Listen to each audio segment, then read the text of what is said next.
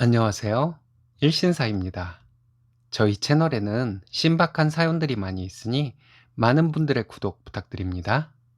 이번 사연은 카페를 운영하는 며느리 가게에서 친구분들과 함께 민폐를 끼치던 시어머니가 응징을 당한 사연인데요.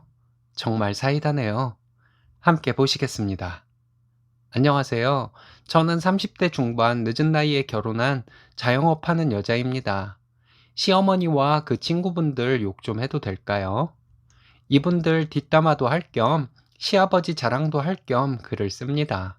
신랑과는 30대 초반에 만나 급속도로 관계가 발전해서 만난 지 1년도 안 돼 결혼을 하게 되었습니다.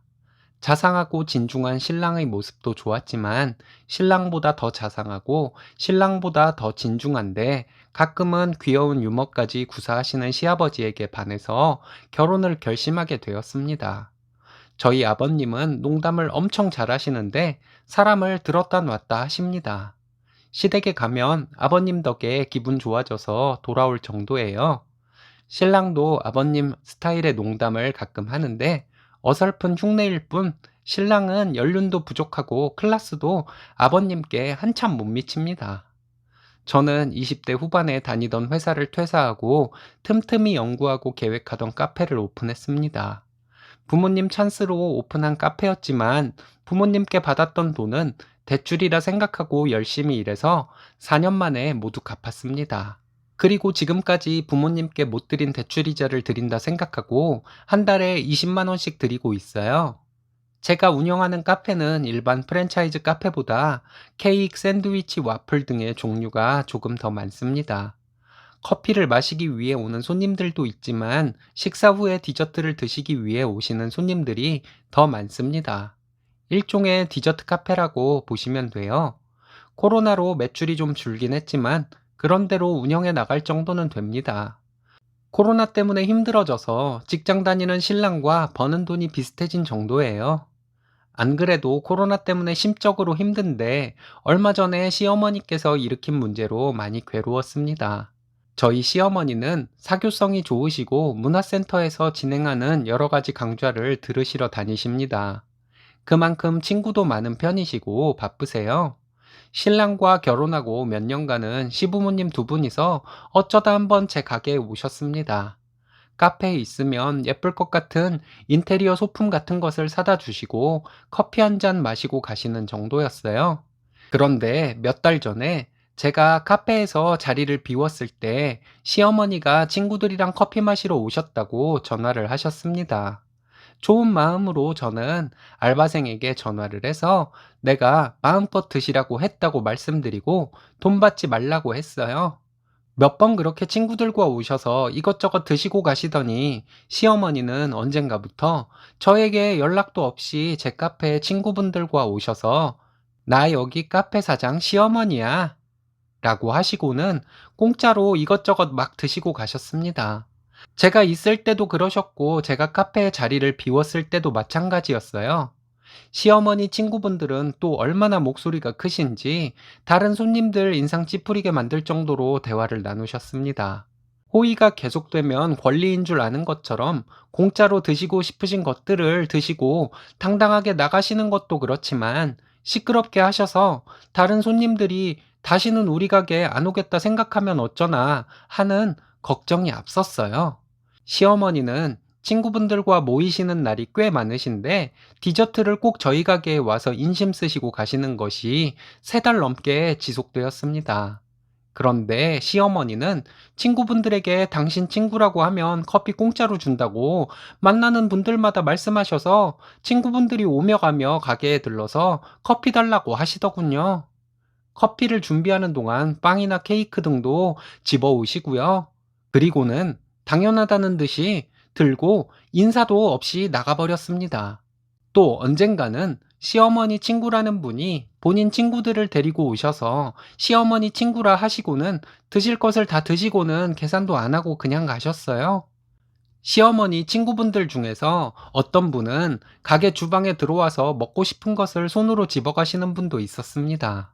이런 식의 무개념 무전취식도 당연히 안 되지만 이러다 단골 손님마저 다 떨어져 나가겠다는 생각이 들어서 어떻게든 시어머니에게 얘기하려고 하고 있던 중이었는데 어느 날 시어머니 친구분들이 우르르 몰려와서 커피를 달라고 하더니 이것저것 음식을 집어다 드시고 한 분은 주방에 들어와서 도마나 쟁반은 잘 소독해서 사용하고 있냐는 둥, 포크나 나이프를 일회용 플라스틱으로 사용하라는 둥 저에게 잔소리까지 하시더군요. 그래서 제가 그 아주머니께 그런 말씀 하지 마시고 주방에서 나가시라고 했습니다. 그리고 주방에 들락거리면서 아주머니가 손으로 음식 집어가시는 것을 다른 손님이 보면 우리 장사 망할 수도 있다고 하고 지금 다른 손님들도 있으니 당장 나가시라고 했습니다. 저는 주방에서 나가시라고 한 것이었는데 그 아주머니는 가게에서 나가라고 한 것으로 알아들으셨는지 시어머니 친구를 이렇게 내쫓는다면서 큰 소리를 내고는 친구분들과 함께 가버리셨어요. 잠시 뒤에 시어머니 전화가 왔는데 받아보니 저에게 당신을 망신 줬다고 뭐라고 하셨습니다. 이게 무슨 망신을 준 것이냐고 저도 따지고 들었는데 시어머니는 친구들에게 며느리가 하는 카페라고 당신 얘기하면 공짜로 줄 것이라고 말해놨는데 제가 친구분들을 문전박대하며 내쫓았다고 망신을 준 것이라고 하대요. 그럼 어머니 친구들 중에서 공짜라는 얘기를 듣고 모든 분들이 저희 가게에 와서 공짜로 먹고 가냐고 물었어요. 혹시라도 친구분들 중에서 그래도 남 장사하는데 그렇게 가서 공짜로 먹고 오면 안 된다고 하시는 분들은 없었냐고 물어봤더니 그렇게 말씀하시는 분도 있었다고 하시더군요. 그렇게 말씀하시고 제 가게에 안 오시는 분들이 정상인 것이고 어머니 말씀 듣고 저희 가게에 본인 친구들까지 데리고 와서 이것저것 내놓으라 하는 사람들은 그냥 거지들이라고 저는 시어머니 망신 준 것이 아니라 거지를 내쫓은 것이라고 말씀드렸습니다. 그렇게 말씀을 드렸는데도 시어머니는 그까짓 거 얼마나 한다고 그러냐며 당신 망신 줬다는 말씀만 되풀이 하셨어요.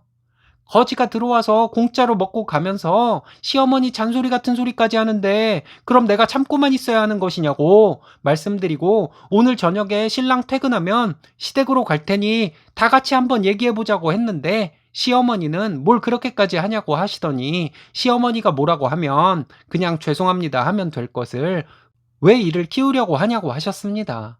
지금까지 어머님과 친구분들이 하신 행동이 잘못인데 왜 제가 잘못했다고 해야 하는 것이냐며 아버님과 신랑 다 함께 얘기해보고 내가 잘못한 것이라면 그때 무릎 꿇고 사과를 드리겠다고 했어요. 어머니는 그럴 것 없다고 하시는데 아무튼 지금은 바쁘니 이따 뵙자고 말씀드리고 전화를 끊었습니다. 제가 피해본 것만도 얼마이고 저도 모르는 사이에 떨어져 나간 단골만도 얼마인데 하는 생각이 드니 정말 열받더라고요. 아버님이 너무 좋은 분이시라 아버님 모르시게 해결하려고 말도 못하고 혼자 끙끙거리고 있었는데 아버님도 알고 계셔야겠다고 생각했어요. 신랑에게 전화해서 퇴근하면 바로 가게로 오라고 했습니다. 신랑이 가게로 와서 자초지종 전부 얘기했더니 그걸 왜 이제 말하냐고 하더니 당장 시댁으로 가자고 난리였어요. 알바생들에게 마감까지 하고 들어가라고 하고 저는 신랑과 시댁으로 갔습니다. 신랑이 어머니께 왜 며느리 가게에 민폐를 끼치냐며 막 뭐라 하니 놀라신 아버님이 무슨 일이냐고 물으셨어요. 신랑이 내용을 대강 말씀드렸더니 아버님도 어머님께 뭐라 뭐라 하시면서 그렇게 몰려다니면서 여기저기 민폐 끼치고 다닐 거면 문화센터도 가지 말라고 하셨습니다. 그리고 아버님이 저에게 사과하시면서 안 그래도 코로나 때문에 가게 운영이 힘들 텐데 지금까지 피해본 것을 아버님이 당장 입금해 주시겠다고 하셨어요. 그렇게까지는 안 하셔도 된다고 했는데 아버님은 아니라고 떨어져 나간 단골 손님까지 생각하면 막대한 피해를 본 것이라고 하시면서 피해를 돈으로 계산하면 엄청 클 것이라고 하시더니 피해에 비하면 약소한 금액이나마 사과의 의미로 입금해 주시겠다고 하셨습니다. 아버님이 이렇게 말씀하시니 기분도 다 풀리고 해서 제가 다른 얘기로 화제를 돌려서 아버님과 재밌게 놀다 집으로 돌아왔습니다.